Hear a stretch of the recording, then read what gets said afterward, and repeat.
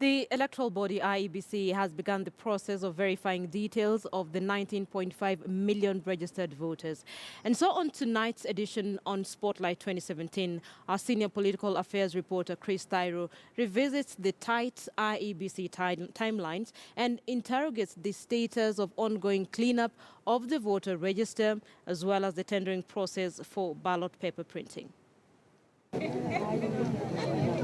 It is less than 3 months to go before Kenyans go to the ballot to elect their next set of leaders in the second general election under the new constitutional dispensation. Focus now shifts to the electoral body, the Independent Electoral and Boundaries Commission. And the question begs, just how prepared is the IEBC in conducting this year's polls? The Commission has developed a results management framework which clarifies the procedure the Commission shall follow in ensuring transparency and accountability in election results management. Going by the new relatively tight IEBC timelines, the Commission has begun the process of verifying the voters' details before the final register is put together. The process is taking place in all the 290 constituencies. Voters are required to visit the verification centers and confirm whether their details are correct and that their names are on the IEBC register. In the meantime, KPMG has embarked on a cleanup and audit of the registers simultaneously. We are running the two processes, what in law you say pari passu, side by side, so that whatever errors we find, we shall correct them. Remember, KPMG is not correcting the register. They are doing an audit. An audit, they simply identify if there are issues and they write a report, and we shall also implement the report as far as it concerns the register. This is expected to continue until the 9th of June. The Commission is then set to gazette the names and symbols of persons intending to contest in the election as independent candidates by 13th May.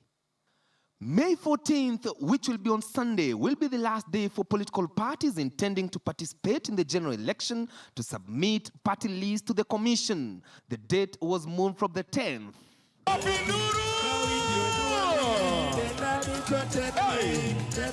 Despite campaigns having seemingly kicked off, the campaign period will officially commence on the 28th of May and cease on the 5th of August, 48 hours to the general elections. Independent candidates and political party aspirants have to submit their nomination papers for clearance to the Commission's returning officers at the constituency level between 1st of June and 2nd of June.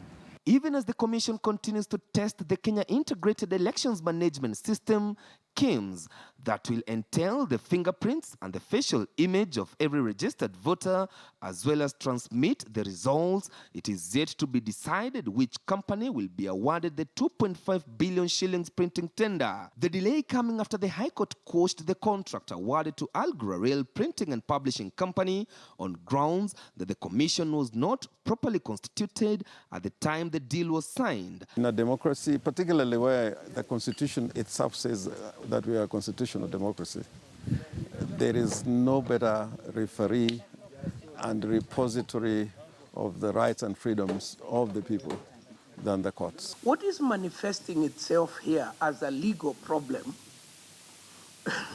is essentially a political and social problem. We have no legal problem. What we have is we have a low threshold of trust. A total of 13 firms indicated their interest, but last week, only 8 had returned their bids. God can make all the noise they want, and what God is trying to do is that they know they have lost the general election. And we, the Jubilee Coalition, I want to say it very categorically, the postponement of the general election is not visible. Presidential candidates have to submit their nomination papers for clearance by IEBC between the 28th and 29th of May this year, while other candidates for various elective positions should submit their certificates at the Commission's returning officers at the county level between 28th May and 22nd June. The Commission has gazetted 290 staff to serve as constituency returning officers and 47 returning officers. The spotlight now shifts to the Court of Appeal, even as the 5-judge appellate bench is expected to rule on whether the presidential results will be announced at the constituency level or it will be a preserve of the IEBC chairman, as it has been the tradition, even as the hearing is set to begin on the 6th and 7th of June. Chris Dairo, KTN News in Nairobi.